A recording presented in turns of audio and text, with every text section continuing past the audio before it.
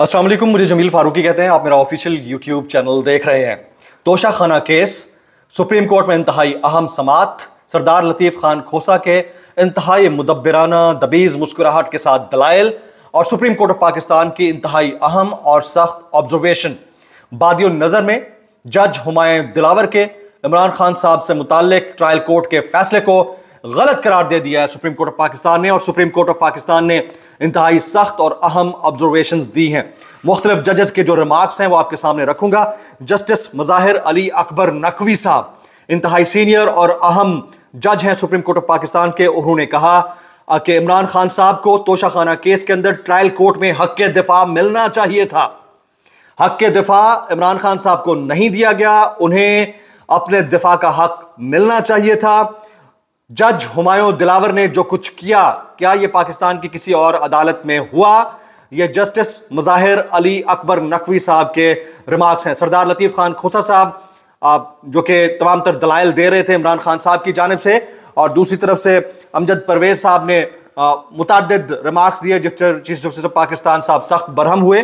यहां तक कहा गया जस्टिस मुजाहिर अली अकबर नकवी साहब की जानिब से कि अगर हीर रांझे का केस भी किसी ट्रायल कोर्ट के अंदर होता तो गवाहों और शवाहिद को मद्देनजर रखते हुए केस सुना जाता, उसके बाद फैसला दिया जाता, लेकिन ऐसा नहीं हुआ। तो बादी नजर में जो रिमार्क्स आए हैं उसके मुताबिक ट्रायल कोर्ट का जज हुमायूं दिलावर का जो फैसला है उसको तकरीबन गलत करार दिया गया है। अच्छा, अब इसमें जो टर्निंग पॉइंट था पूरे केस का वो आपके सामने शेयर करना जरूरी है। अमजद परवेज साहब ने जब इमरान खान साहब से मुतालिक बातें हो रही थी तो उन्होंने कहा कि उनके पास तमाम राइट है, उनके पास तमाम हकूक मौजूद हैं अपने ट्रायल के मामलात को एक्सरसाइज करने के। तो उसके ऊपर चीफ जस्टिस पाकिस्तान सख्त बरहम हुए। उन्होंने कहा, क्या मैं अभी ऑर्डर करूं कि इमरान खान को अभी रिहा कर दिया जाए? उस वक्त जो वहां पर मौजूद लोग थे, वकला थे, कोर्ट रिपोर्टर्स थे, बीट रिपोर्टर्स थे, वो शशदर होकर रह गया और उन्हें ऐसा लगा कि आज शायद चीफ जस्टिस पाकिस्तान कोई बड़ा फैसला देने वाले हैं।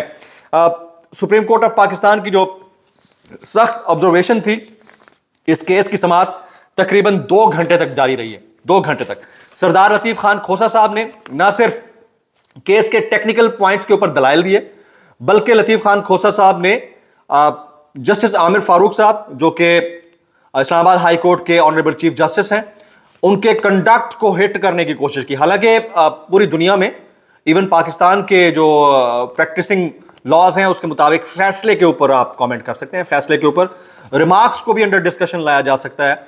लेकिन सरदार लतीफ़ खान खोसा साहब ने अपने ही अंदाज में मुस्कुराहट के साथ, जरा धीमे लहजे के साथ chief justice Islamabad high court के कंडक्ट को टारगेट करने की कोशिश की, और उन्होंने न सिर्फ ये कहा कि सरदार लतीफ़ खान खोसा साहब के बारे में बात कर रहा हूँ, उन्होंने न सिर्फ ये कहा कि जो समाअत है उसमें डिले किया जा रहा है, अननेसेसरी डिलेज हैं, मुख्तलिफ दिनों के अंदर बीमारी के मामलात आड़े आ रहे हैं और समाअत नहीं हो रही है, और बार बार जज हुमायूं दिलावर साहब के पास केस को भेजने की कोशिश की गई, और 2 बार जब भेजा गया, मोहलत देने के बावजूद 1 दिन के अंदर 24 घंटे के अंदर केस का यानी तोशा खाना केस का फैसला सुनाया गया, जो कि नहीं होना चाहिए था। ये कोट एंड कोट जुमले हैं सरदार लतीफ़ खान खोसा साहब के। लेकिन अब जरा कंडक्ट या फिर केस के मुज़मरात से पहले जो टेक्निकल पॉइंट्स हैं तोशा खाना केस के, जो सरदार लतीफ़ खान खोसा साहब ने रेज किए हैं आज की इंतहाई अहम समाअत के अंदर, वो आपके सामने रखना जरूरी है। सरदार लतीफ़ खान खोसा साहब ने कहा कि तोशा खाना केस की जो शिकायत थी वो बाद अज मुद्दत दर्ज की गई। बाद अज मुद्दत यानी आफ्टर द रिक्वायर्ड टेन्योर वो दर्ज की गई है। अच्छा, जो कानून कहता है किसी भी इस तरह के मामले के अंदर अगर एसेट्स डिक्लेयर हो चुके हों, या फिर इस तरह के तहाइफ की जो कीमत है वो सामने आ चुकी हो, या फिर उनका बेचा जाना या टेक ओवर किया जाना सामने आ चुका हो, तो उसके 120 दिन के अंदर 120 डेज के अंदर शिकायत दर्ज की जा सकती है कंप्लेनेंट की तरफ से। लेकिन इस केस में उस तमाम मामले को ओवर रूल किया गया और 920 दिन के बाद शिकायत दर्ज की गई। 920 डेज के बाद शिकायत दर्ज की गई। ये बड़ा टेक्निकल पॉइंट था लतीफ़ खान खोसा साहब ने, जो कि दलील के तौर पर सुप्रीम कोर्ट ऑफ पाकिस्तान के सामने रखा।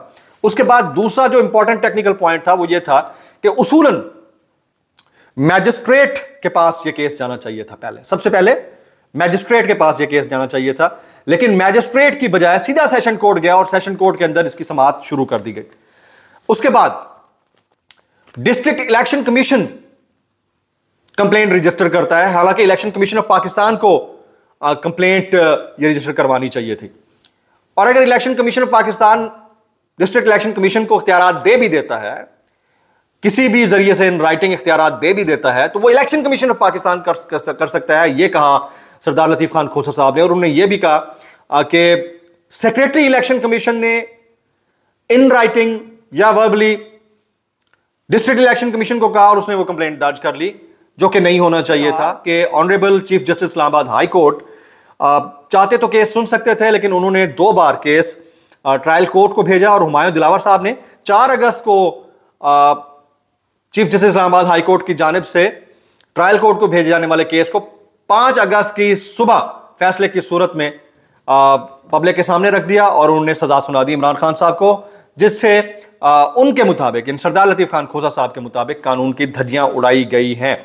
अब उन्होंने ये भी कहा कि इमरान खान साहब का जो अटक जेल वाला मामला है और वो भी अभी तक पेंडिंग पड़ा हुआ है, वो भी chief justice Islamabad high court ने सुनना है, लेकिन उनकी बीमारी की वजह से वो नहीं सुना जा रहा। उन्होंने जज शफकतुल्लाह की रिपोर्ट और इमरान खान साहब के ऊपर लगे कैमरों से मुताल्लिक भी बात की और सुप्रीम कोर्ट ऑफ पाकिस्तान के सामने रखा कि जज शफकतुल्लाह ने जो रिपोर्ट बनाई है वो वाली बात भी अभी chief justice Islamabad high court के सामने ज़ेर समाअत आनी है, लेकिन क्योंकि वो बीमार हैं और नहीं सुन पा रहे, तो वो वाला मामला भी तरद्दुद का शिकार है और उसमें इल्तवा हो रहा है। उसके बाद सुप्रीम कोर्ट ऑफ पाकिस्तान ने इस सारी सख्त ऑब्जर्वेशन के अंदर आखिर में जाते हुए एक बात कही, और वो ये कि कल दोपहर 2 बजे तक chief justice Islamabad high court justice Aamir Farooq साहब को मोहलत दी गई है। अच्छा, वहां पर तमाम जितने भी रिपोर्टर्स थे, बीट पर काम करने वाले सहाफ़ी थे, वकला बरादरी थी, वो चेहरे के तासुरात देख रहे थे। एक तो लतीफ़ खान खोसा साहब के जो चेहरे के तासुरात थे वो इंतहाई सख्त हो जाते थे जब वो धीमे अंदाज में बात करते थे, और नर्म हो जाते थे जब वो लाउड बात करते थे। तो इसका बड़ा इम्पैक्ट नजर आ रहा था पूरे कोर्ट रूम के अंदर, और सुप्रीम कोर्ट ऑफ पाकिस्तान के जो मौजूद जजेस थे उनके जो चेहरे के तासुरात थे, उनका उतार चढ़ाव था, वो भी दीदनी था। तो सुप्रीम कोर्ट ऑफ पाकिस्तान ने कल दोपहर 2 बजे तक, यानी जुमेरात दोपहर 2 बजे तक chief justice Islamabad high court honourable justice Aamir Farooq साहब को वक्त दिया है कि वो जल्द से जल्द ये वाला मामला सुने और उसके ऊपर जो फैसला करना है करें, वरना कल दोपहर 2 बजे तक मामलात सामने आ जाएंगे। अब सुप्रीम कोर्ट ऑफ पाकिस्तान इसके ऊपर क्या फैसला करती है ये कल दोपहर 2 बजे तक पता चल जाएगा। लेकिन आज की जो ओवरऑल हेयरिंग थी वो इंतहाई इंपॉर्टेंट थी। इस हेयरिंग के अंदर 2-3 चीजें सामने आई हैं। वो ये कि सुप्रीम कोर्ट ऑफ पाकिस्तान की ऑब्जर्वेशन के मुताबिक जज हुमायूं दिलावर ने जितनी जल्दी में फैसला किया है, उस फैसले को बादियुन नजर में गलत करार दिया गया है। ओवरऑल कोर्ट रूम के अंदर justice hurried is justice buried जैसे जुमलों के ऊपर डिस्कशन होती रही और बड़ी दलील के साथ बातें रखी गई हैं। जबकि जब अमजद परवेज साहब ने पूरे मामले के अंदर इमरान खान साहब के ट्रायल से मुतालिक उनके राइट्स को डिस्कस करने की कोशिश की, तो chief justice Pakistan justice Umar Ata Bandial he was on fire at that moment, और उन्होंने मेरे सख्त गुस्से में कहा कि क्या मैं अभी बैठे बैठे इधर इमरान खान से मुतालिक फैसला सुना दूं, कहां है इमरान खान, मुझे दिखाएं। तो ये वाली बात जो थी इसने बड़ा इंपैक्ट किया है। बड़ा मामला जो है वो क्लैरिटी की तरफ जा रहा है। अब कल दोपहर 2 बजे तक इस फैसले के अंदर से क्या निकलता है ये हम आपके सामने रखेंगे। आज के व्लॉग से इतना ही। जाते जाते अपने मुतालिक एक बात जरूर कहना चाहूंगा। कुछ लोग मेरे मुतालिक कह रहे हैं कि जमील फारूकी साहब आप ऑन एयर क्यों नहीं आ रहे। जी मैं बिल्कुल ऑन एयर नहीं आ रहा। कुछ मामलात हैं मैं अभी आपके सामने शेयर नहीं कर सकता। मैं प्रोफेशनल हूँ, बहुत ज़्यादा पेशा वराना काम करता आ रहा हूँ और कर रहा हूँ, इसलिए किसी हेस्ट या जल्दी के अंदर कोई भी डिस्कशन करने से पहले या बात आपके सामने रखने से पहले मैं उस वक्त का इंतजार कर रहा हूँ। इंशाल्लाह चंद दिन के अंदर चीज़ें क्लियर होंगी तो मैं तफसील के साथ आपके सामने रखूंगा कि मैं इतने दिन ऑन एयर क्यों नहीं आता रहा हूँ।